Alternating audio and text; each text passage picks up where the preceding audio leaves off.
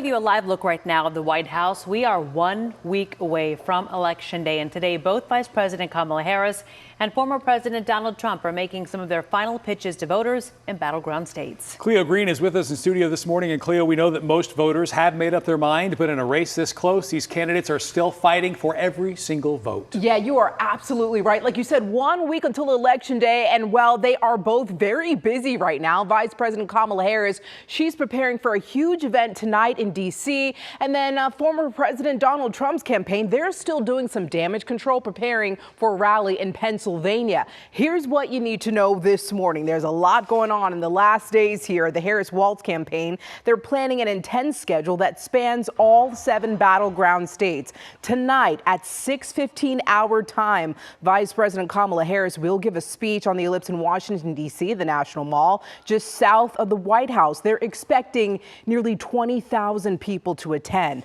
Harris will address economic policies, health care, and civil rights in what she calls her closing arguments to voters. In the meantime, the Harris campaign trail, well, they're really turning a very controversial moment from Trump's rally at Madison Square Garden into a campaign ad.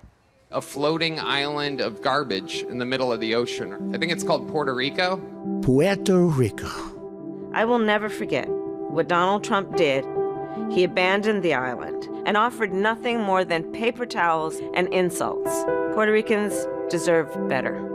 Here's the deal. The Trump campaign said the joke doesn't reflect the views of Trump or the campaign. Now, tonight, Trump will be in Allentown for a rally in Pennsylvania, who will then make stops in Wisconsin, Nevada, and Virginia. The Trump campaign is focused on economic concerns, immigration, and energy policies. A big thing here, Trump and Vance are also promoting increased tariffs to bolster domestic manufacturing and protect American workers, pushing for your vote. There's a lot of drama that's happening behind the scenes as well on the campaign trail. We'll talk about that coming up at 6:30. But a big reminder here, Kara, the last day for early voting here in Texas is this Friday. That came fast. It sure did. Yes. And there's been a lot of people out there at the polls. Yeah.